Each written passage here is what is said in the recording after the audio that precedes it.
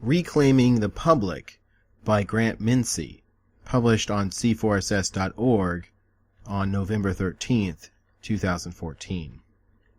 A new study by Duke University scholars Troy H. Campbell and Aaron C. Kay, Solution Aversion, on the relation between ideology and motivated disbelief, Journal of Personality and Social Psychology, suggests that politics is the root of all social ills. The research finds that people evaluate issues based on the desirability of policy implications. If said implications are undesirable, people tend to deny a problem even exists. The study uses the subject of climate change as a specific example. Most discourse regarding climate simply asks after the role of the nation or state in addressing global change. To carbon tax or not to carbon tax is the question. The Washington Post's Chris Mooney connects the dots and notes. Conservatives don't hate climate science, they hate the left's climate solutions. This is interesting fodder for the libertarian. Beyond the subject of climate change, this study holds large implications for the entire state apparatus. The scholarly definition of the state is a human community that successfully claims the monopoly of the legitimate use of physical force within a given territory. State officials, ideology intact, make sweeping policy decisions for entire nations. After each election, parties gain or lose majority influence, but the problem of centralized governance always remains. It is impossible for a few elected officials to form desirable policy representing the whole public, even if they wanted to. Successful governance and state are ever at odds. This cannot be more evident today. The United States Congress enjoys a miserable 14% approval rating, and after recent midterm elections, the same miserable party affiliates are crafting policy to govern each and every one of us. It's time for polycentric common governance. Common governance awards all members of a given community equal rights. Power is equally distributed. There is no coercive body delegating policy.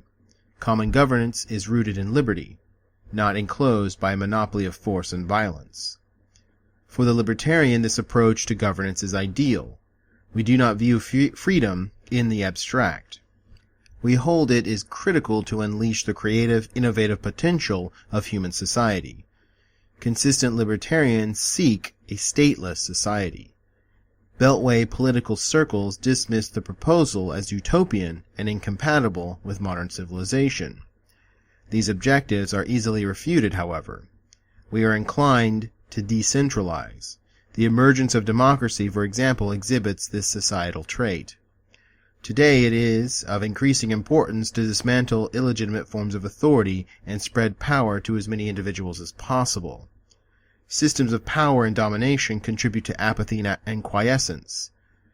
This hinders the populace and denies us the ability to craft our own unique existence. We are too busy denying problems exist to fully engage and participate in democratic decision-making. The beauty of common governance is to decentralize nature. The commons are built and sustained by individuals.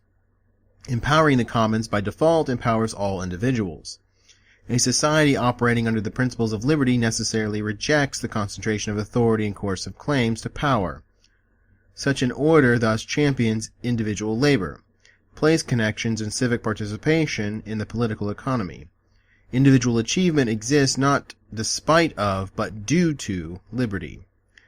Decentralization is a requirement of successful governance. Concentrated power is unnatural. It holds a monopoly over decision-making. Concentrated power lacks competition, innovation, and progress. It is static. Common governance, on the other hand, is dynamic. The commons allows all stakeholders to craft and emulate policy, creating desirable options for all participants. Thus, the commons can overcome barriers to meaningful society, to meaningful social change, as discussed in the Duke study. Let us end the state monopoly of governance and reclaim the public.